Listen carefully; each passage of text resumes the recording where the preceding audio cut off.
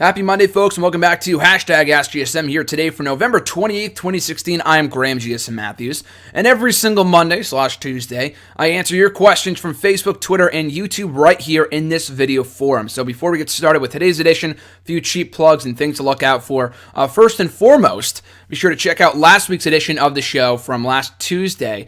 A lot of ranting going on from Survivor Series and a lot of other ranting going on from the world of wrestling. So if you have yet to check it out, be sure to do so. One of the longest episodes in quite a while, probably since the not Survivor Series, that was Survivor Series, since the post-SummerSlam episode back in late August. So be sure to check that out. From last Tuesday, talking all about Survivor Series. A lot of ranting going down. Had a lot of fun recording that episode. And I have fun recording every episode of Hashtag AskGSM for you guys, but that one in particular was a blast. So be sure to check that one out at your leisure. Of course, after listening to this one.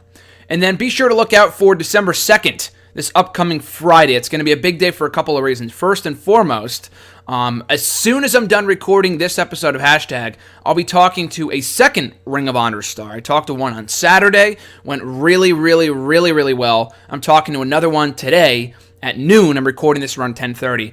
So probably as soon as I'm done with this, I'll hop on the phone with him. We're talking Final Battle. They have their pay-per-view this Friday from the Hammerstein Ballroom in New York City, of course. You got Adam Cole versus Kyle O'Reilly for the Ring of Honor World Championship. The Young Bucks versus the Briscoes for the Ring of Honor World Tag Team titles. Jay Lethal versus Cody Rhodes for the first time ever, I believe. A lot of great matches going down this Friday at Ring of Honor Final Battle. We're talking all about the pay-per-view, and you can watch it live on pay-per-view, of course. We're talking all about the event with those two guys, two separate interviews talking about some similar things, WWE aspirations, and stuff along those lines. I will reveal the identity of both these guys. One interview is in the can, the second one I'm doing momentarily. So hopefully once both interviews are done in a way and they're good to go, the article will be going up, the interview article, of course, for both guys. It's going to be 2 interviews, 1 article going up this Friday. And you're not going to want to miss it. I think the first interview turned out really well. I think the second one will come out pretty well as well. We can only hope, fingers crossed.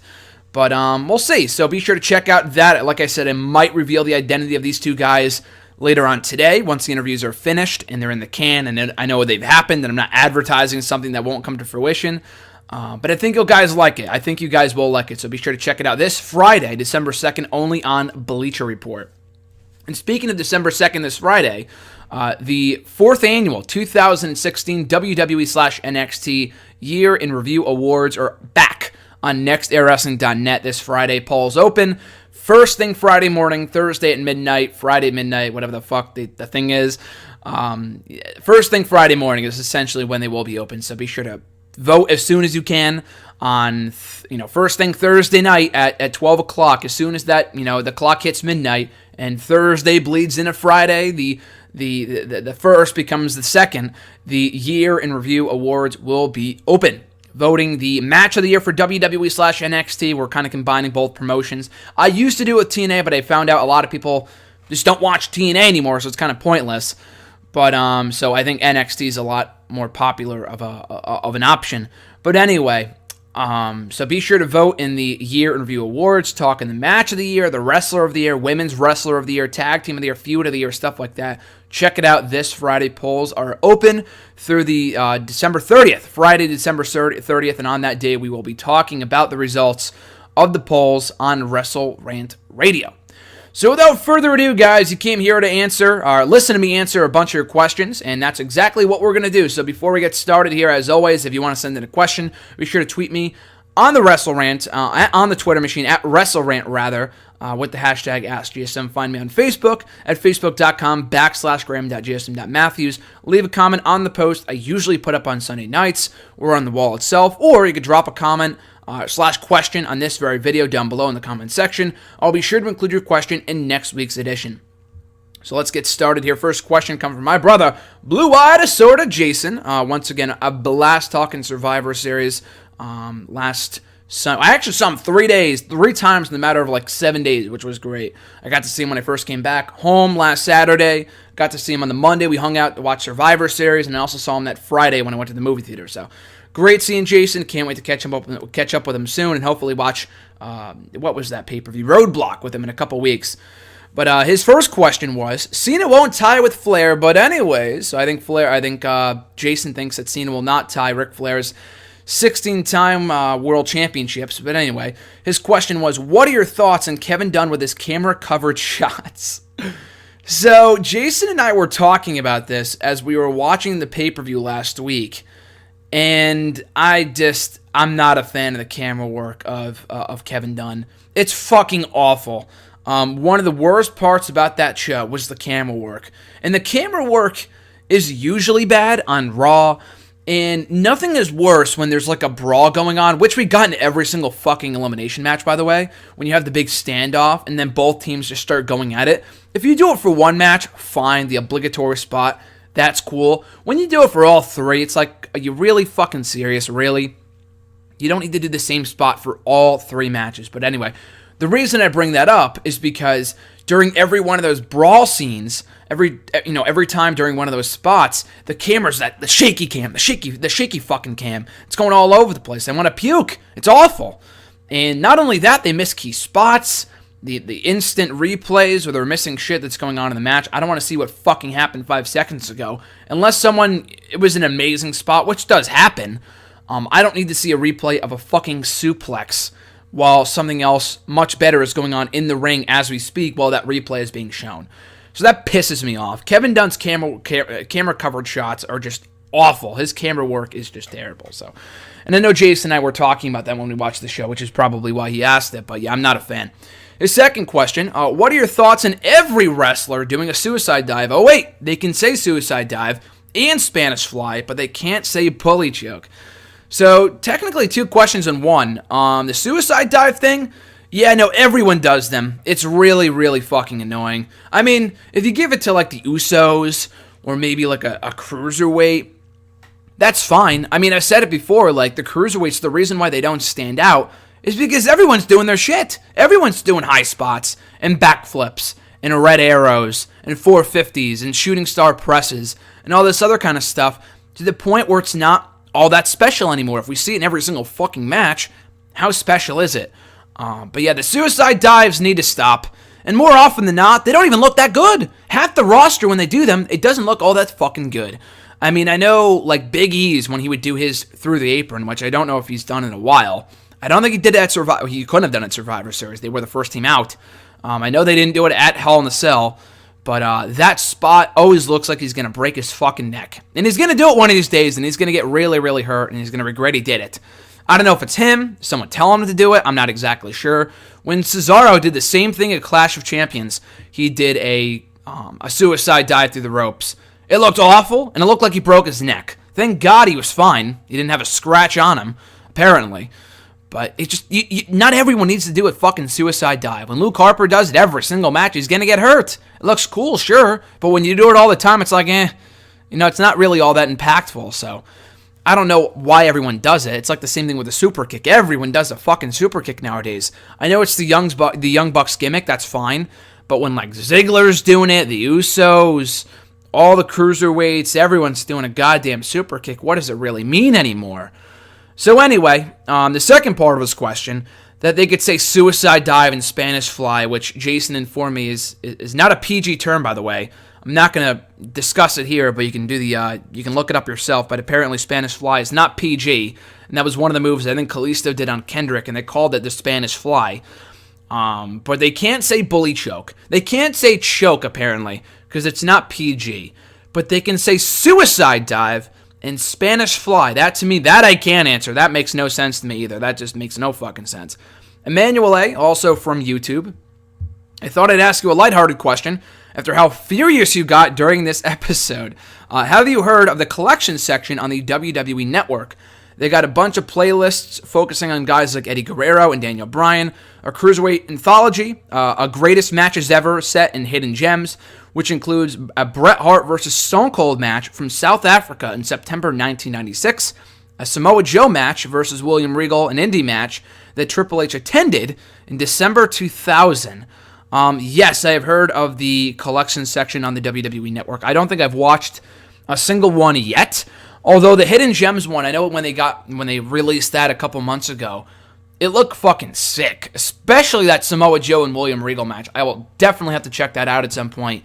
But yeah, I like that they have that. The more content on the network, as they always say, is the better. The more the merrier on the WWE network. The more original content that we have, matches that, exactly that, hidden gems that we've never seen before.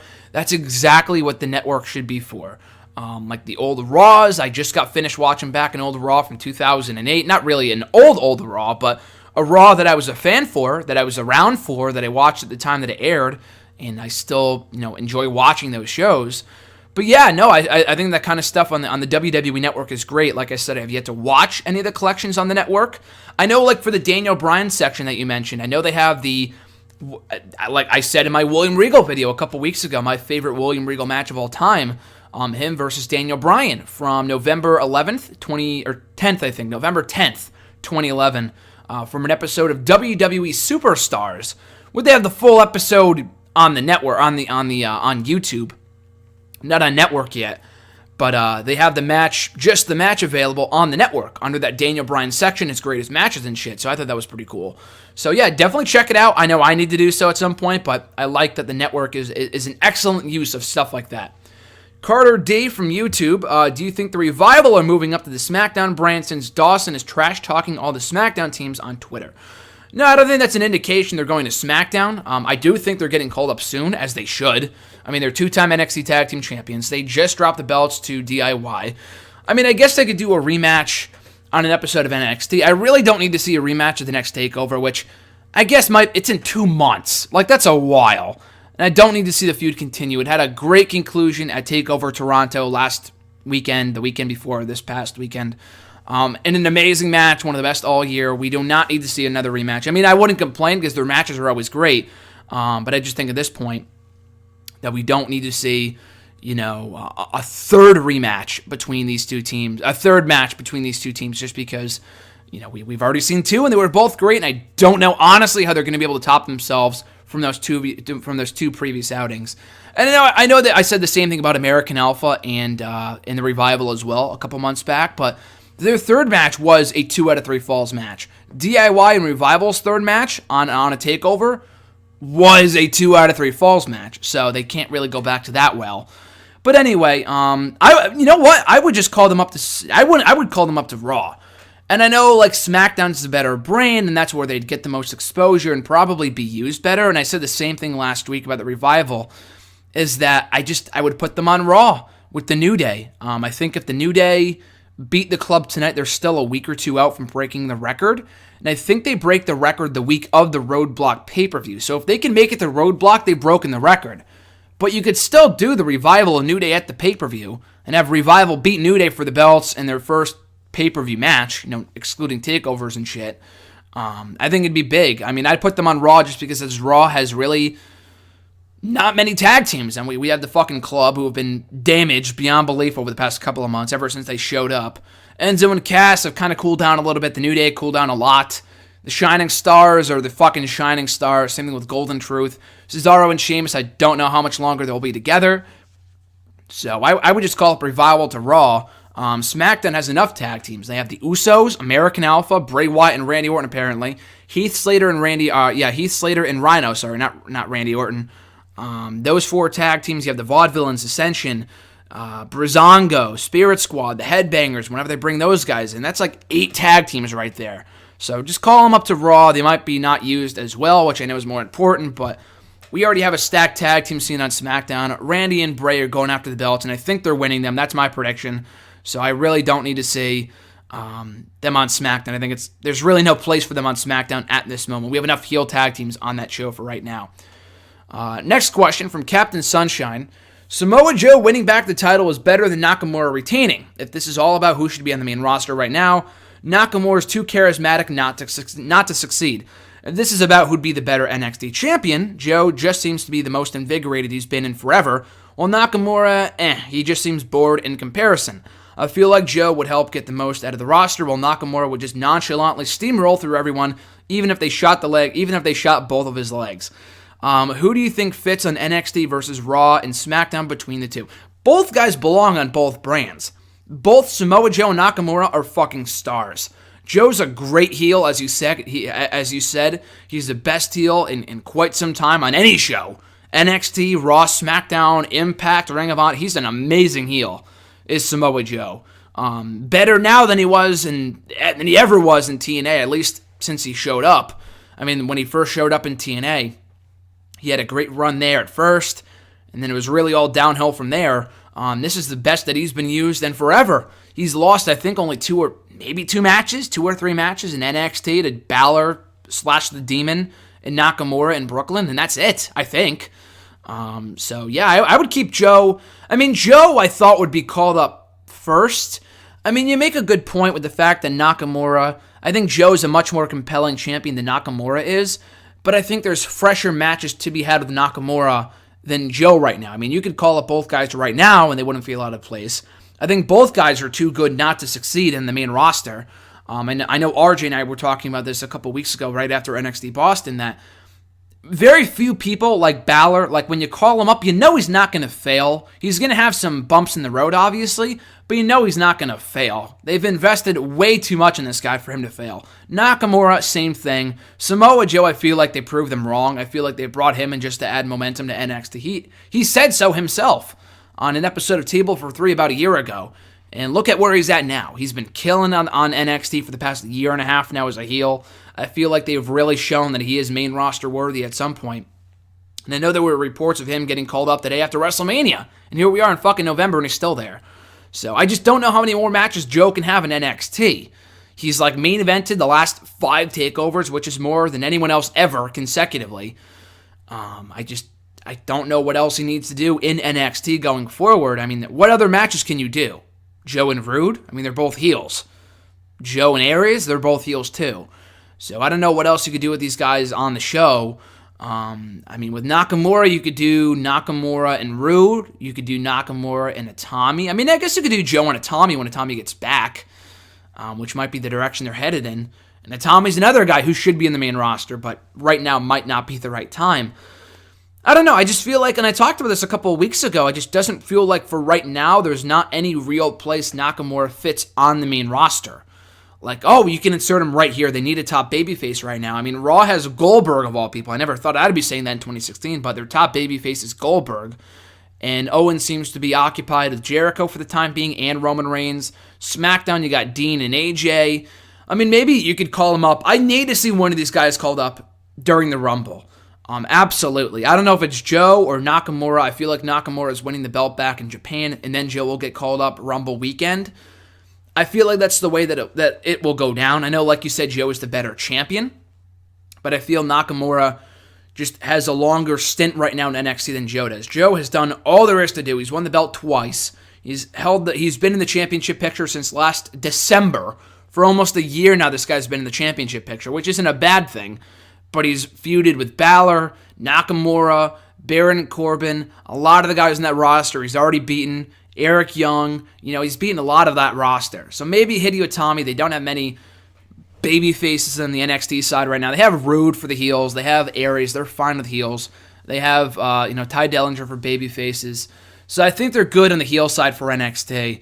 I just think that for the time being, for the foreseeable future, Joe is the one that I'd call up first, and I would call him up in the Rumble and put him in a big match at WrestleMania. Nakamura, I could see the same thing. I know RJ put in his top 5 matches. I would love to see at WrestleMania 33 since he will be there, bastard. But he put Nakamura and Styles, a match that we saw at Wrestle Kingdom last year, and that match was fucking amazing. One of the best matches all year this year, I'd say. And that was like in the first few days of 2016. So anyway, that was a great match. I would love to see it at WrestleMania. I think probably the first ever match to take place not only at Wrestle Kingdom, but also at WrestleMania. A match to happen on both stages, which is pretty incredible when you think about it. So yeah, I know it's kind of a long answer to your question, but I would call up Joe first because I think Nakamura has more to prove. I mean, the guy could have been called up since day one and would not have felt out of place at all. Joe, I just think there's a lot less options to do in him in NXT right now. Call him up in the Rumble in Orlando, where he kind of, the Rumble's not in Orlando. WrestleMania's in Orlando. I'd call him up at the Rumble at the Alamo Dome and then put him in a big match at WrestleMania in Orlando. Anyway, next question from Prince5835. Do you collect WWE DVDs? If so, what are some of your favorite ones? I still do. I have a lot of WWE DVDs. I've been collecting them for years. I still collect them, even though not as much as I used to with the network, obviously. But I still get documentaries and stuff like that. I'd still get pay-per-view DVDs. Specifically, the ones I've been to. I got TLC 2015 on DVD or on Blu-ray. I think it might have been cheaper. I got Extreme Rules 2015 or 2016 that I was at with RJ on DVD too. Like the shows that I've been at, I would love to get on. Like I love to get those on DVD because I was there. The other ones, maybe not so much. I got the Dudley Boys documentary that came out. I think that came out back in April. I just got that out on. I just bought that on Black Friday on WWE Shop. That should be here in a couple days on Blu-ray. I think it was cheaper on Blu-ray, which is weird. But that was that should be great. Favorite documentaries, favorite WWE DVDs. Period. The NXT one I cannot get enough of. That one I fucking love. The Best of NXT Volume 1, which leads me to assume there will be more in the future. Hopefully next year or so, and then the next 2 years they'll come out with another one. If they can come out with 3 Attitude Era DVDs, I think we can come out with more than one NXT DVD at some point. But that one I think might be my favorite WWE DVD that I own right now, the NXT Best of NXT Volume 1. Greatest matches and stuff like that. Documentaries, I've said this before here on the show, I love Punk's Warriors because I was on it, but that one's great too. The Always Believe one, not the first one where they trashed them, obviously. But the Always Believe one I own, I'm on it. That's a great DVD. I'm at the end where they say, "Thank you, Warrior." I got a clip in there of me. But a Punk one, his, Jericho, both of Jericho's. The Road is Jericho and the first one were both really, really good. What else? I know Mick Foley's is really good. Triple H's is all right. It's good, but not one of my favorites. Edge's is really good. Randy Orton's I like. I've seen that a few times. So, yeah, I mean, there's a couple that you should certainly check out. There's a lot of good ones out there. I think a lot of those documentaries are on the WWE Network already, like under the Beyond the Ring section. But, like, the NXT DVD isn't one. That the NXT one isn't on there, so I would definitely recommend you buy that one. His second question, did you used to log into the WWE website? I don't know what you mean by that, but, I mean, I think I'm automatically signed in because I'm a subscriber of the network. I think. I don't really remember. The only other thing I think you might be talking about, I know they used to have a social media website, if you could imagine that, for WWE. Their own WWE own and WWE run social media site. It was called WWE Universe. It was like their version of Facebook, but just not as good. You can write blogs and shit, message people, go on forums and talk about matches and shit. And a lot of people use that. A lot more than you would think. And I was on it for a while, maybe for about a year or two. And then they did away with it after kind of the rise of Facebook and Twitter and shit like that. But I was on that a lot I joined that in late 2008.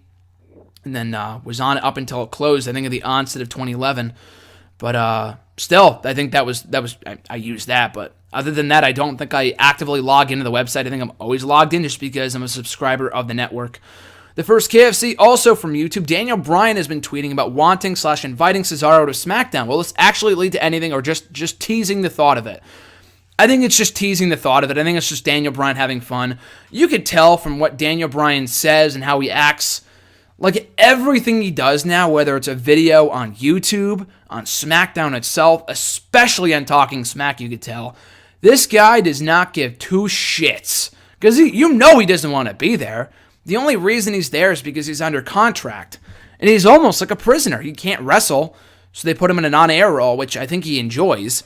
But he wants to wrestle, and he doesn't really want to be there. I mean, if you're not going to wrestle and you have to be around it all the time and you want to wrestle, that's bad. That's really bad. So you could tell that he gives zero shits. So the whole tweeting thing with Cesaro, I would not be surprised if that was something he's definitely doing on his own and not something WWE told him to say, or not like a storyline like the Miz thing was with the contract negotiations. That was a complete storyline. That was a complete work. This, I don't think it is. Cesaro, maybe he's just teasing it. I don't know, but the whole not being on the poster thing, which was pretty funny. But anyway, and he said, I'm tired of it, and Daniel Bryan said, I'm tired of it too.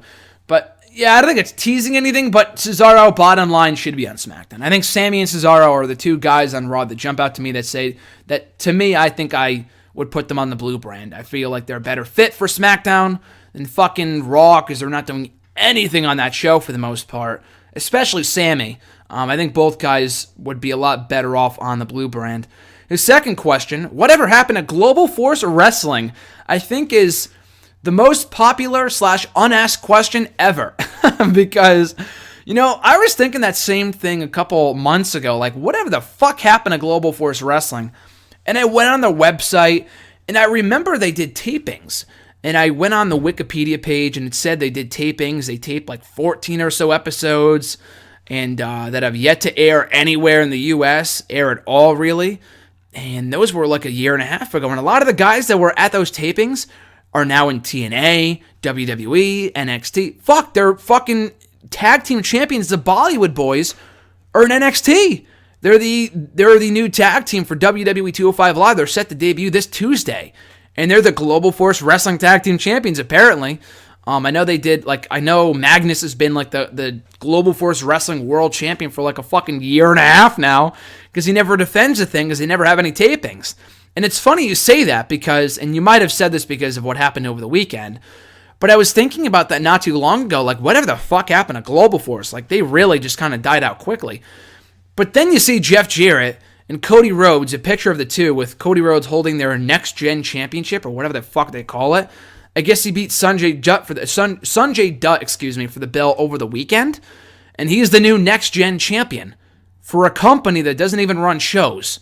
So, I don't know. I don't think Global Force Wrestling, if it wasn't going to get off the ground already, I mean, can you even air that footage now? It's a year and a half old. And a lot of those guys, like the Bullet Club, like Anderson and Gallows, I knew were in GFW, but they're in WWE now. A lot of the roster is already gone, So, I don't know. It's just bizarre. So, I think Global Force Wrestling, I think it's safe to say they're officially dead. Next question from Elena the Y. Their question was, why do wrestlers have to drop everything they're doing when someone is on the apron? Why didn't Cesaro just hold on to the sharpshooter on Raw instead of trying to shoo off Xavier Woods for whatever reason? I think I'm starting to get why some MMA fighters just keep punching their opponents in the face until the referee forces them to back off. You know what? I've never understood that about wrestling. When, someone is busy in the ring with a match and then someone steps on the in-ring apron, on the ring apron, and then they get distracted. I could see why they get distracted, but why would you bother going after that person? Because in my mind, I guess it's different for a championship match, because if Xavier Woods got involved, the New Day would have retained the titles by DQ, like at Hell in a Cell. So I guess I understood why they did it in that case, but every other case, when someone's on the ring apron and they're about to interfere, wouldn't them interfering allow you to win the match? You're still winning. If they got involved, you're winning the match by DQ. Unless it's a title match and you don't want the title to change, if you don't want the title to be retained by DQ, then I don't understand why you would be, why you would care. Come on and hit me. Then I win the match by DQ. I win anyway. So what's the point? I never really understood that either. It's just one of those things, only in wrestling, I guess. Next question from Frankashire15. Did you think WWE was real when you first started watching? You know what? That's a great question. And a question I don't think I have surprisingly ever gotten here on the show. Episode 157 here today, I think. And I don't think I've ever been asked that question here on the show. The funny thing about that is that when I started watching 8.5 years ago, almost 9 years ago now, in April of 2008, I was, I think, 12 at the time. I'm 21 now. That was 8 years ago. I would have been 13 at this point, but I started watching before I turned 13, so I was 12. But I think I knew well enough at that time that it wasn't real. I knew of wrestling. I loved Hulk Hogan, but I was never a wrestling fan, as a kid, but I loved Hulk Hogan and, the fucking Three Ninjas movie, the High Mountain, or High Noon at Ninja Mountain, or whatever the hell it was called. If you've seen the movie, it's pretty bad, but you know what I'm talking about. And anyway, so I was a quote-unquote wrestling fan back then. And also, too, and I've said this before, my grandmother owned, it was technically my cousin, but he gave it to my grandmother, his PS4, right, his Nintendo 64, and all the games for it. And among those games was WWF No Mercy. We kind of found after we started watching, but even before I started watching wrestling, years before I started watching wrestling, I'm talking 4 or 5 years before I started watching, me and my brother Jackson, we'd always play WCW NWO Revenge for N64. And if you've played that game, you know it's a fucking great game. And I think I knew at that point, okay, I know this isn't real. It's fun, though.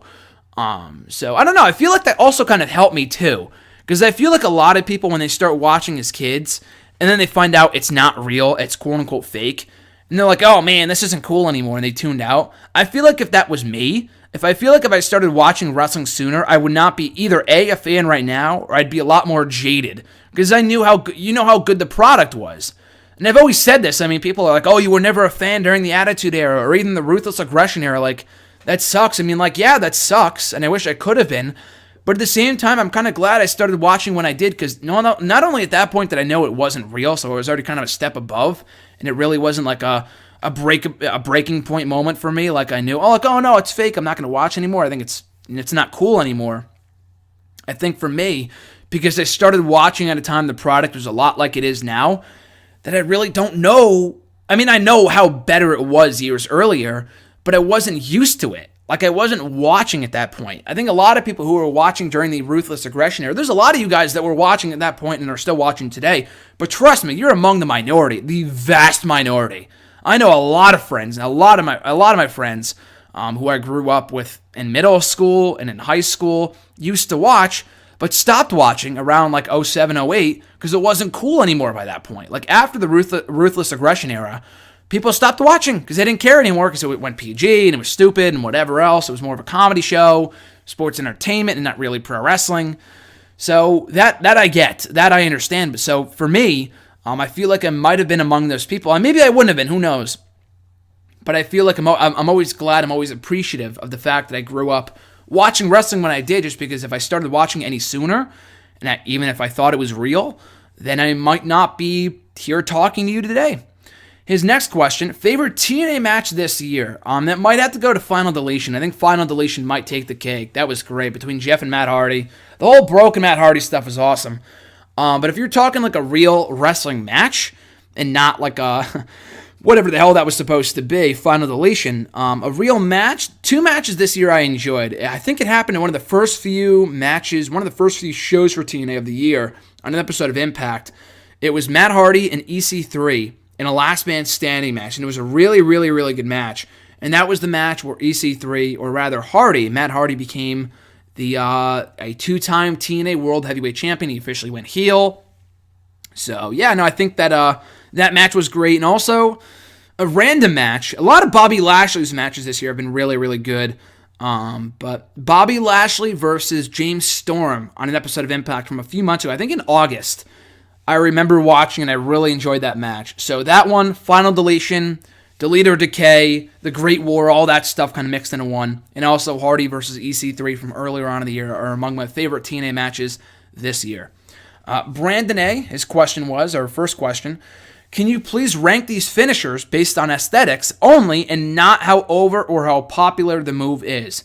The RKO, Ember Moon's top rope stunner, Grand Amplitude, which is American Alpha's finisher, Shatter Machine, the Revival's finisher, Hype Rider, the Hype Bros finisher, Lumbar Check, Cedric Alexander's move, and the Red Arrow, obviously Neville. So if I had to rank them in terms of aesthetics only, I think nothing beats the Red Arrow. No matter how many times you see it, it always looks cool, especially in person. So I think that one takes number 1. I'm going to go with Shatter Machine number 2. The Shatter Machine, to me, is always look fucking badass, especially because they can hit it out of nowhere. It looks cool when they do it like a standard, like in the ring, like in the middle of the ring or whatever, but it looks even better when they do it out of nowhere. Like when they did it to Enzo at TakeOver London last year when he was on the top rope and he went flying, they did it out of nowhere.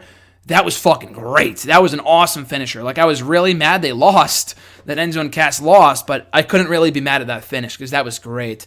And also they did it to Johnny Gargano at TakeOver Toronto a few weeks ago, and that was brutal. Like in the first fall, that looked brutal. So I think the Shatter Machine has to go number 2. Lumbar Check also looks really, really cool.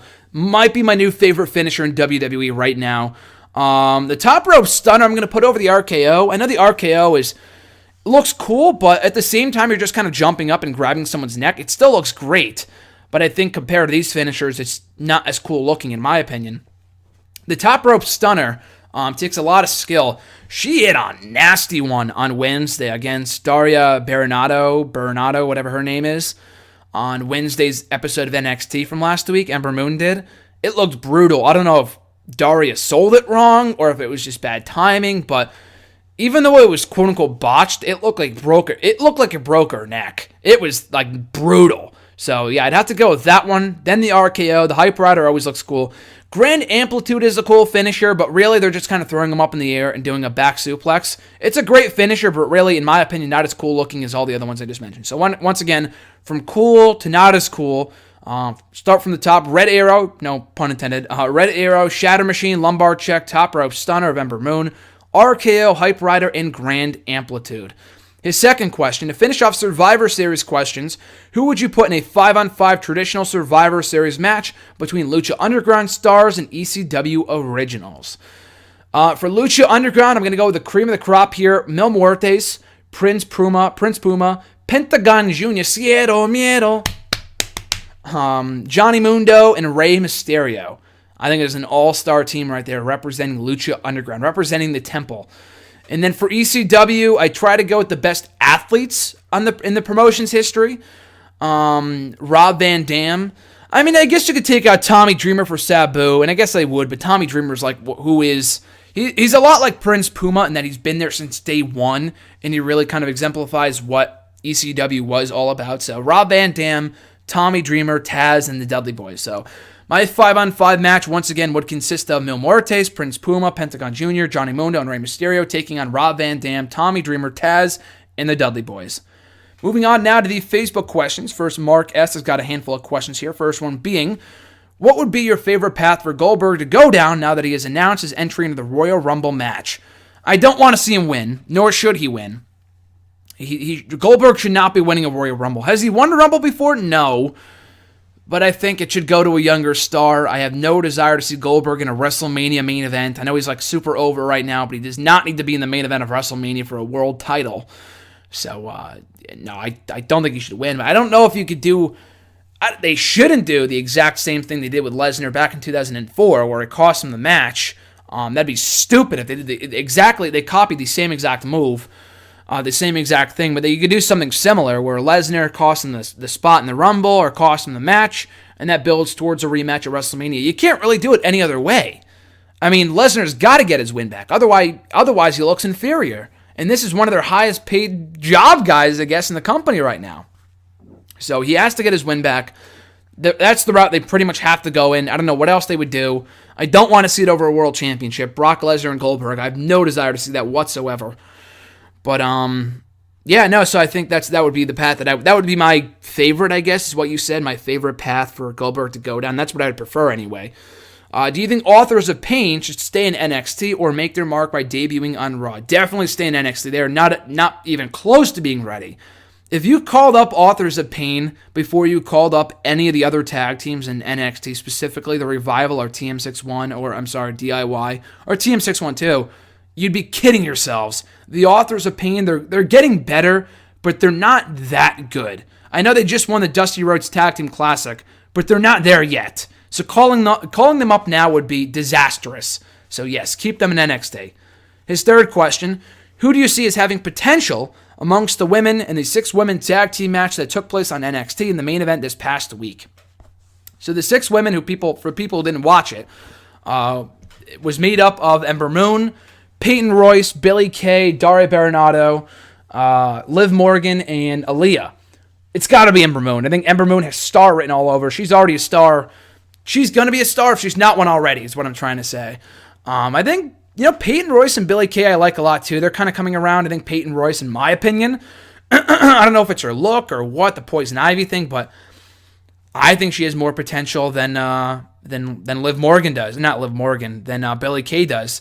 Aaliyah just is very green, doesn't really scream that she has a future to me. Maybe she will, I don't know. Liv Morgan I'm just not a big fan of. And then Daria, she could be something. I like the MMA gimmick. She kind of looks the part. She just needs to get better in the ring. She's not good. So she just needs to get better, and maybe she'll have potential down the line. But as of right now, definitely Ember Moon. There's no question about that. What do you see happening between American Alpha, the Wyatt family, Heath Slater, and Rhino in regards to the SmackDown Tag Team titles at TLC? So I kind of said it earlier, but I think the Wyatt family will beat American Alpha on Tuesday, and then they will beat Slater and Rhino for the tag titles at TLC. I mean, Bray Wyatt needs a tag team. He needs a championship. He needs gold, period. So Slater and Rhino have been great. They've been really good champions. They're over. People like them. They've had some good matches. But it's time to put the belts on a team on a team that can create some more compelling matches with Bray Wyatt and Randy Orton. It kind of delays the Orton and Wyatt feud a little bit longer. So I think I would definitely put the belts on those guys. I think they're kind of, and especially coming off their win at Survivor Series, how could they not become tag team champions right now? So yeah, I'd have Bray Wyatt and Randy Orton win on Tuesday, and then again at TLC next Sunday, or this Sunday, shit. Next question from Chris M. Who do you think is going to win the Royal Rumble, and should it be 40 men? I've been asked this already a few times. It should not be Goldberg. I did not think Goldberg would be taking part when people have asked the question in the past, but even now that he's announced his entry, he should not win.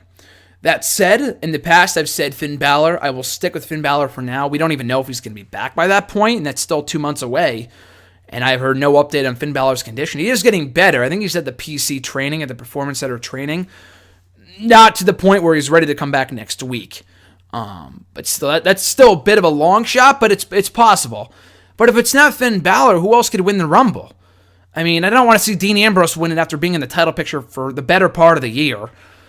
Same thing with Rollins and Reigns. I mean, they've been in the title picture almost all year. I don't really want to see any one of those guys win. Especially not Roman after he won it 2 years ago, and the people would shit all over in the Alamo Dome.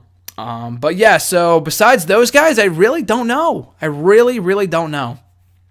But I guess we'll see. But right now, my early pick is still Finn Balor. I said that a couple months ago. Finn Balor is still my pick.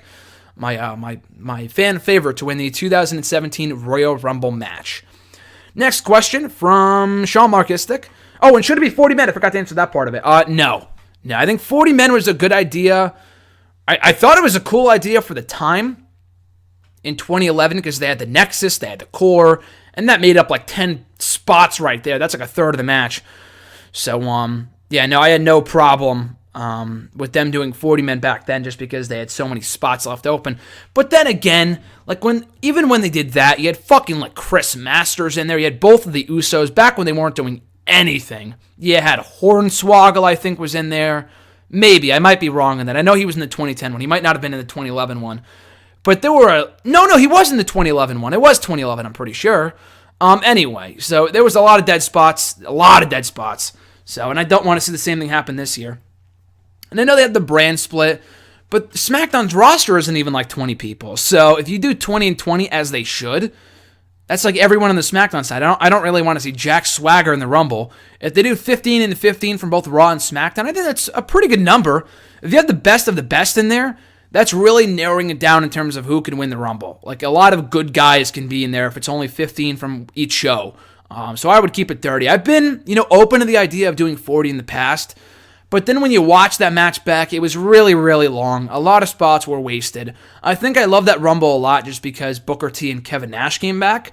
And there were some booking, some little stories told there I liked throughout the match. But still, I would not go back to that formula just because for that 1 year when they had the Nexus in the Core, that was, or the new Nexus, whatever, that was fine. But nowadays, we don't really have any real factions that consist of like 4 or 5 people. So it's not really worth it. At Sean Markistic, what are your 3 favorite Royal Rumble matches? So I guess perfect segue. 2011 is up there. 2008 is up there. I really like this past years, to be honest with you. I have to watch it back at some point, but I really enjoyed the 2016 Royal Rumble. I don't know if it was just me. I know I got a lot of praise compared to previous years. The last couple of Rumbles have sucked, but this year's I liked. But I wouldn't put 2016 up there though. I would put top 3 favorite would be in the 05 one I liked a lot too. So I don't know if I'd replace 08 with that one, but I don't know. 2011's always been one of my favorites, so I like 2011. 08 in the MSG in the Madison Square Garden in New York was great. But my favorite of all time is still, 2016 might be getting close. I'd have to watch it back to really confirm that. But I love 2010. And as I've said before, 2010 was the first Rumble I ever bought, was the first pay-per-view I ever bought, period. So it holds a special place in my heart. The whole show was great. That Rumble match was really, really good. A lot of great stories told. Edge coming back. I love that Rumble a lot. So that would probably be my favorite Royal Rumble match of all time. What are your 3 favorite Elimination Chamber matches? It's so weird. I came up with the first 2 pretty easily. I struggled to come up with a third. 02, the first ever one I still maintain is the best one they ever did. I don't know if it's my favorite, but it's among my top 3. I don't know if it's my top 1 favorite, my number 1 favorite of all time. But the first one they ever did with Triple H, Rob Van Dam, Booker T, Kane, Jericho, and Shawn Michaels at Survivor Series, I just watched the back like a week and a half ago, was really fucking good. So that's up there. The SmackDown one from 2011 is still one of the best ones they ever did. That might be my favorite. I really, really, really enjoyed that one. And my third favorite, again, I kind of struggled to come up with another one. I mean, there were a lot of good ones, like in 08 and 09, but I was a fan at that time, but I don't know. I watched the back and I didn't really fall in love with the matches. I don't know. I'd say maybe the Raw one from 2012. A lot of people like the SmackDown one from that year where Santino almost won. I hated it. The fact that Santino pinned Barrett and Cody Rhodes to me was a joke. But the Raw one was really good. I think it had CM Punk, Kofi Kingston, Dolph Ziggler, The Miz, Jericho, and R-Truth, I think. I think R-Truth was the first guy gone, but he was also in that match. So I probably would name those 3 chamber matches as my favorite of all time. Can you see Brock Lesnar versus Goldberg at WrestleMania 33 being for the WWE Universal Championship? Could I see it? Maybe. Do I want to see it? No. I have no problem with them doing Lesnar and Goldberg 3. Should it be for the championship? Absolutely not. Because whoever wins, they're leaving with the fucking belt, and they're not going to be here the next day. Maybe the next post-WrestleMania Raw, but they won't be wrestling for a couple more months. And, in that case, Goldberg ain't winning because he's not sticking around probably beyond WrestleMania. So, Brock Lesnar's winning. It's extremely predictable. And it's taking a spot away from other guys in the roster. Not the match, but the title match. So, no. The match should not be for the World Championship at WrestleMania. Not at all, in my opinion. And his last question here, from worst to best Survivor Series, 1996, a rank from worst to best, 96, 98, 02, 05, and 2011. All good ones. From worst to best, from those that you named, I'd put 98 last. I know it had a great finish with The Rock winning and joining the corporation and all that other kind of stuff, but I don't know. I watched it twice. I'm not a fan of them doing like 15 matches in one night. A lot of those matches were not good at all. So I'd have to put that one last. And maybe it's because I'm not a huge Attitude Era mark. I don't know, but I'd put that one last of the few that you selected. 05 next. I don't really remember much about that show. I remember watching and liking the Raw and SmackDown match, the 5-on-5 elimination match. I know they had Cena and Angle on that show, which was pretty good. I know they did Booker T and Benoit, I think, for the U.S. title. Not much else about that show stands out to me anyway. So I'd put that second to last. 2011 I still maintain is my favorite, but I'll put that third here. That was a really good show. Rock coming back. Pretty good 5-on-5 elimination match. A decent women's match. A better women's match than we had been used to between Eve Torres and Beth Phoenix. We had a great match between Alberto Del Rio and CM Punk for the WWE title, kicking off Punk's 434-day reign as WWE champion. John Morrison and Dolph Ziggler in a good match for the U.S. title. So, and Zack Ryder's big moment with coming out and him getting his big pop in New York. So, yeah, no, and I thought that was a great show. So I put that one third. 1996 might be the second best of all time. That was a stacked show. Rock's debut, an awesome main event of Shawn Michaels and Psycho Sid, if you can believe that, for the WWE title. A hot crowd, also an MSG. And also an MSG coming in at number 1 is 2002. My favorite, might be my favorite, if not second favorite, Survivor Series of all time. But in my opinion, the best Survivor Series of all time. One of the most well-rounded cards I've ever seen ever. From the first ever chamber match to an excellent 4-minute match between Brock Lesnar and Big Show, and a shocker with Paul Heyman turning on Brock Lesnar. You had a great triple threat tag team title match between Edge and Rey Mysterio, Los Guerreros and Kurt Angle and Chris Benoit. An awesome opener between, I think it was Jeff Hardy, Bubba Ray, and Spike Dudley versus 3-Minute Warning and Rico. That was great. So, again, amazing card. Victoria and Trish. You had Billy Kidman and who else was it? Jamie Noble. So, again, great show. I would put that as the best Survivor Series. Not only of the ones that you mentioned, but of all time. Again, my opinion. At the AYG Jr., his question was, can you picture WWE bringing the Money in the Bank ladder matches to the TLC pay-per-view in December to cut the Money in the Bank pay-per-view and to add to the TLC pay-per-view? No, I mean, maybe in the future. I mean, now they can't. I mean, we're 6 days out from the show, so they're not going to do this year. I still say, like, if you're not going to, you can't do the Money in the Bank match for one brand. If they're doing all these pay-per-views, and the Money in the Bank show is traditionally pretty great, so it's going to be sad to see it go. But at the same time, I would just bring the match back to WrestleMania. You can't make it like a Raw or SmackDown exclusive show and not have the other brand compete. And it's not going to be a dual branded show because it's not a Big Four pay-per-view. I think it feels more like a Big Four pay-per-view than Survivor Series does, in my opinion. But yeah, no, I would just bring the match back to WrestleMania. If you want to have both brands compete, just bring it back to WrestleMania. I wouldn't add. I think the TLC pay-per-view should go too. I mean, I think this year's show would also be pretty good. A lot of these TLC shows are pretty damn good. I think this year could be no exception. I look at the card up and down. You got Ambrose and Styles, Carmella and Nikki, Becky and Alexa, Slater and Rhino versus probably the Wyatt family, Corbin and Kalisto, Ziggler and Miz. That's a really, really good card right there, in my opinion. So I'm looking forward to it. But yeah, no, I would cut the pay-per-view and not add to the TLC show, but put the match back at WrestleMania. At Swagzio, he's got two questions here. First one being, who is one superstar that will leave WWE in 2017? So I took that as who will leave. Not, I mean, I guess you could also constitute like release from WWE in there as well. But when you said leave, the first name that came to mind was Dolph Ziggler. I think his contract does expire in 2017, and from what I understand, he's not re-signing. Why should he? I mean, he's done it all. He's been a 5-time IC champion. He's feuded with everybody. There's not many feuds left beyond the feud with Miz, once that wraps up this Sunday, that I want to see him have. I really just don't care anymore. He's done it all. It's time for him to move on. So I see him leaving when his contract expires, I think in the summer of 2017. Next question, his second question, are Heath Slater and Rhino becoming afterthoughts on SmackDown? I wouldn't say so. I mean, just because, were they even on the show this past week? I don't think they were. But I know going into Survivor Series, we had the whole focus on the tag team match and brand warfare, so I can understand that. So they're not afterthoughts. And someone else said, at the 123 egg, I'll get to his question right now too. He said, is Dean Ambrose an afterthought on SmackDown? I mean, he's an afterthought in his feud of Styles. He's not an afterthought on the show. I mean, he was all over the show this past week. But I wouldn't say he's an afterthought on the show.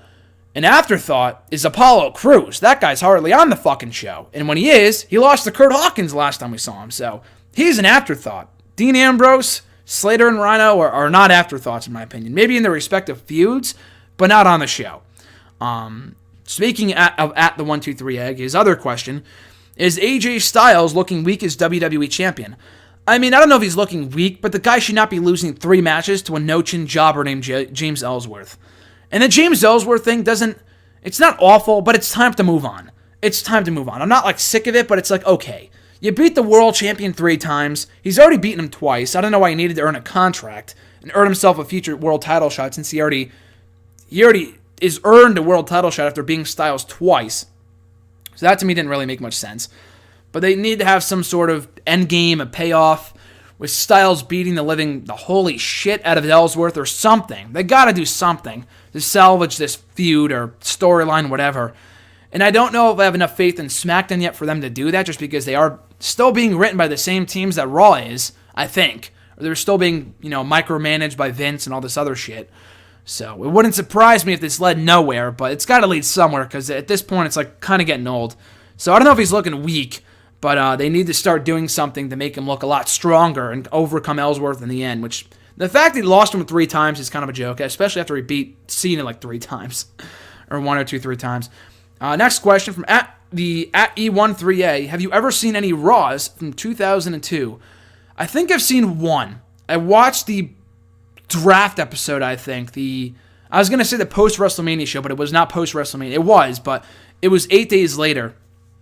And that was an interesting show. My review of the show is up on nextdaywrestling.net if you type in either 2002 WWE Draft, or I think it was March 25th. For whatever reason, that Raw, that date pops out in my head. But yeah, so you can check out that review, my review of that show. And I also did watch a Raw with RJ, the Raw that I think made him a fan, when Rock got just demolished by the NWO. That's the only thing I remember from the episode. I know we watched it at the onset, like in February of this year, but I watched that Raw with him, the post No Way Out episode, and I also watched the draft episode a couple months later, from I think the following month. But that's about it, I think, in terms of Raws that I've seen from '02. And I'm going to try to watch more. And cheap plug, I do have a lot of reviews of Raws from '08 and '07, up now on nextairwrestling.net in retro reviews. If you go to the Columnist Corner, click on retro reviews, you can check out my retro reviews of, like I said, Raws from '07 and '08, more to come. In other years, too, '04, '02, old SmackDowns and stuff like that, so you can check it out there. At Unstable WWE, his question was, James Ellsworth. Going back to at E138's question for a second, I don't really have a strong desire to watch many Raws from that year. I've watched more SmackDowns from that year than Raws, just because I know Raw was dominated by Triple H, and I have no desire to see that, but we'll see. So, sorry. At Unstable WWE, his question was, James Ellsworth has signed a 2-year contract. What would you do with him? Like I said, I have no idea. This whole thing already feels like it has run its course. So what do you do? Is he going to become a Santino-like guy? That's the only role I see for him beyond this program. You can't make him a mid-card guy. It's not like he's some sort of great wrestler. He's mediocre at best, from what we've seen. I know he's kind of holding back for the character, but from what I understand, he's no great in-ring wrestler. So what do you really do with this guy? And to me, a comedy role or an undercard role is the only thing that makes sense. Because otherwise, what the fuck? You're going to put him in the fucking IC title picture? He's a joke. So, I don't know. I don't know why they would sign him to a 2-year contract. Good for him for getting a contract with the company. I'm sure that's a thrill for him. But, I don't know. It's a little bit silly to me because I don't know what else you could do with him beyond a certain point. They probably should have signed him to a short-term deal. Because beyond this feud with AJ and Dean, I don't know what else the fuck you could do with this guy. Unless he becomes a lackey for AJ, maybe that, but even that, to me, seems a bit of a stretch. His next question, what would you have as the top matches at WrestleMania 33, and how would you build them up and book them? Obviously, Triple H and Seth. I think you can have Triple H return either at Roadblock, probably the Rumble, but maybe at Roadblock and have, that feud kind of writes itself, so I wouldn't even really need to book that. That kind of writes itself. They have so much history. John Cena and The Undertaker, I would say, I don't know. Taker could say that I've done it all or whatever else, and Cena can come in. Unless Taker beats AJ for the belt at the Rumble and then Cena wants his 16th World Championship, I think it's a match that doesn't need the world title, but you could do it over the title if you want to. That's a bit different than Goldberg and Lesnar because Cena's going to be here, and Taker could always retire with the title. Who knows? But anyway, that's a match, again, I think writes itself. You could say Cena needs to prove himself. He's been on kind of a slump recently, having lost to AJ at Money in the Bank, SummerSlam, No Mercy. He needs a big win. And to prove himself, he needs to face The Undertaker. And he put down his armband at SummerSlam, and that was never really explained. So I would love for that to come right back around and for Taker to say you've kind of lost you're kind of a shell of your former self. So yeah, that's what I would do. So Cena, Taker, Rollins and Triple H. I would love to see Banks and Bayley. I just don't know how you do it without putting the belt right back on Banks. And I guess they could do tonight. I just don't. No one cares anymore. So I don't know how you get to that point now. But also, yeah, I don't know. There's a couple more matches. Like AJ Nakamura maybe. If they do Cena and Taker, that would be a kick-ass match. Styles and Orton, to me, I think could be a WrestleMania match. A few other people have argued otherwise, but that would be a great match for WrestleMania. Bray and Wyatt. I did it again with Seth and Rollins. Wyatt and Orton. I guess I'm not wrong because he could be Randy Wyatt. But anyway, Bray and Randy, I guess you could do at WrestleMania. Not something I'm thrilled about just because their first match really was not all that good in No Mercy. But anyway, so those are a few matches I would do at WrestleMania. Nakamura coming in. If you want to do Nakamura AJ, you could have Nakamura come in and win the Rumble from day one. And people would not bat an eyelash because he's that much of a star.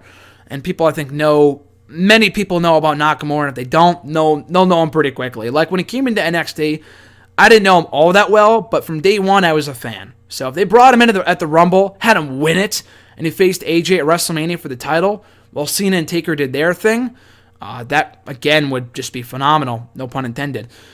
Goldberg and Lesnar, like I said before, also kind of writes itself. So those are a lot of the top matches that I would do at WrestleMania this year. Next question.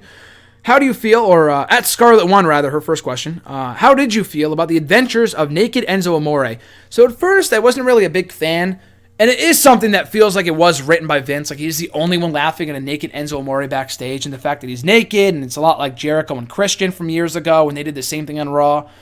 But I think he made the most of it. I thought it was a cool segment. I thought it was funny. Enzo's just funny, so he probably turned a shit segment into something funny, so good for him, but I didn't think it was that bad. It did set up a match, not just a random-ass match, but it did set up a match for later on in the night between him and Rusev, so I guess it accomplished in what it set out to do.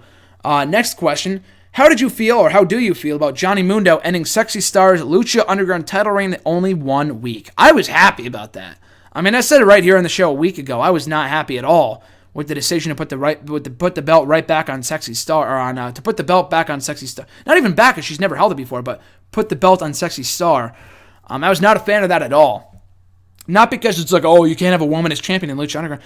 That doesn't even really matter. It's just because she sucks. She's not that good. But if they wanted to give her a big moment, put the belt on Mundo, give him his big moment, give him a big title reign, give him a big win after all the shit that he's done for this show in the past number of years, he deserved it, in my opinion, too. But, yeah, and she's retiring soon, I think, because she's having a baby. She's pregnant. I think she already retired. The show was filmed months ago, so that's why. But, anyway, so I thought it was good. I thought it worked out for the best. Her and Mundo have history anyway. It sets up a Sexy Star and Taya feud for maybe Ultima Lucha, whenever that is. They might do, too, because they know the end of the season isn't until the summer, I think, so they have plenty of time. But, yeah, no, I was completely fine with that, because I think Mundo can have better matches as champion. Sexy Star is just not good. She's not even really believable in the role. She's a good character, like, she could stand up for herself, and she's, very, very, a strong female character, and I respect that, but as a top champion, I'm not a fan. Like, Ivelisse would be better in that role, because she's a way better worker. I could believe her as a threat to any male on the roster, for the most part, most males. Maybe except for Matanza Cueto, but other than that, I feel like she could do really well for herself.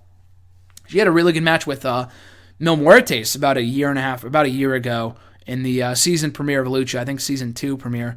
But anyway, so yeah, no, I thought it was good. I thought it worked out for the best. So I have enough faith in Lucha Underground that they will do the right thing. I didn't have enough faith when they put the belt on her in the first place, but they did the right thing in the end. So never doubt Lucha Underground. Next question. Did you hear Vader was prognosed with 2 years left to live? I did hear that. Very, very sad. I hope it's not true. I mean, we hear that kind of stuff all the time, and they end up living 4, 5, 6, 10 years after they're supposed to, so I hope that's the case with Vader. But yeah, I did read that, and I was very sad to hear that. That is one of the best big men of all time, if not the best big man of all time. At RJ_Maso, my brother RJ, his question was, if you had to book an NXT talent better, who would it be? And if you would push someone on the main roster, who? In NXT, if you asked me a month or two ago, or even a couple months ago, not even a month ago, I would say Ty Dillinger because he deserves a lot better, but they've been booking him pretty well, so I can't even say Ty. I mean, he's been getting a lot more wins recently. I know he lost the TakeOver, and I think Rude should have won that match, but Dillinger's as underrated as he is, and he should be getting a better push, but they've been booking him better recently, so I can't even say Ty. Roderick Strong, I think of, it's not really their fault. Austin Aries got hurt, but they could be doing more with him. I know he had his debut match. Then he had another match in the Dusty Rhodes Tag Team Classic, the second round, and lost to one half of, I think, Shane Thorne, in the second round of the Dusty Rhodes Tag Team Classic. So Shane Thorne of TM61. So, but they really have not done much with him since. He wasn't a TakeOver. I don't know what they're going to do with him now. And hopefully in Aries' absence, and Aries hopefully should not be gone long, but while he is gone, they could branch Strong out on his own as a singles performer in NXT, maybe going after the title or feuding with Dillinger or somebody. Hopefully they do more with him. We just saw RJ and I, speaking of RJ, we went to NXT Boston a week and a half ago, and he had the match of the night with Cedric Alexander. Those guys fucking killed it. So if they could do matches like that in NXT, then I'd be all for that use of Strong in NXT. Push someone on the main roster is a no-brainer, and I know RJ's going to love this answer. James Ellsworth. The fact that he's getting 3 main events, like multiple main events on SmackDown, he's beating the world champion, he's beating the world champion, he's getting a 2-year contract, to me is just way too much. He's not that good. I know he's over, but if you could put that same effort into getting guys like Sami Zayn and Cesaro over, more over than they already are, we'd be in a way better place. So why isn't Sammy in that position and not James Ellsworth? So I push Ellsworth. I'm not a fan of that push really at all. I don't really get it. I liked it at first, but at this point it's like a little too much. Too little, too much. Or too much, too soon. So we'll see where it goes, but I think they need to push him, take him down a notch. At John Well 23, will New Day go into the Hall of Fame? As a tag team, probably. I mean, I think Kofi's going in anyway for all his accomplishments on his own. But I think the New Day is Hall of Fame worthy. I mean, they've been around for, I think as of today, for 2 years. I saw somewhere today on Twitter that they debuted at the November 28th tapings of SmackDown. I think they debuted on the November 28th edition of SmackDown 2 years ago today. So they've been around for 2 years. They have no signs of breaking up anytime soon. So yeah, I think as a tag team, they will be in the Hall of Fame at some point because they've been around for that long. They've had this long of a title reign, and they're that entertaining, they're that good, that I feel like they will be in the Hall of Fame down the road, way later down the road as a tag team in the WWE Hall of Fame. His second question, should Bray Wyatt and Randy Orton become the next tag team champions? I already said this, but yes, they should beat American Alpha on Tuesday, then go on to beat Slater and Rhino as the champions at TLC. And then you can have American Alpha chase them for the belts, going into WrestleMania or the Rumble or whatever. So that's the way that I would book it. And final question, also from @JohnWell23. Will Charlotte and Sasha Banks main event Raw again? I mean, I guess it's likely. I wouldn't be opposed to it. I'm just kind of like, oh man, like another match, get it over with already. At this point, I really don't care. I think they had a great opportunity to do that with their second match, and they took it. They did put him in the main event a couple months ago, or I think a month ago. Man, it feels like a millennium ago, but that's how long Raw is. But yeah, I think they could do it tonight. It really doesn't matter to me. It depends what they have on tap for like the main event scene. But I mean, I guess they could. I don't see the title changing hands, nor should it. Sasha should not win the belt back again, because that means we have to see another rematch. Like, fuck, like, move on already. Move the fuck on. So, that being said, I mean, I guess it's possible. I don't see it main eventing the show tonight, but I guess only time will tell. And that does it, guys, for #AskGSM here today. For November 28th, 2016, as always, thank you for sending in your questions. I greatly appreciate it. As always, send in your questions right here to the mailbag by tweeting me on the Twitter machine at WrestleRant with #AskGSM. Find me on Facebook and leave me a comment on the post I usually put up on Sunday nights at facebook.com/Graham.GSM.Matthews. And also, you can write on the wall if you want with a question for the video. If I don't put up the post, or you don't see the post, or if it's not up yet, whatever. And you can also drop a comment on this very video. I'll be sure to include your question in next week's edition. So, again, guys, thank you for listening. Thank you for watching. I appreciate you guys tuning in. We are quickly closing in on that 1,000 subscriber mark here on the channel. So, keep on sharing, commenting, liking, subscribing, especially to the channel. All that stuff really helps a lot. So, hopefully, we can hit that major milestone by the end of 2016. That would be just phenomenal. So, time will tell, guys. Time will tell. So with all that being said, guys, enjoy Raw tonight. Enjoy TLC on Sunday. And once again, cheap plug, I will be talking to, or already have talked to by the time you listen to this, 2 current Ring of Honor stars, 2 top names. So check out that article coming to Bleach Report this Friday, December 2nd, the same date as Ring of Honor Final Battle 2016. It's going to be an amazing event. So anyway, guys, have a great week. I'll catch you guys down the road.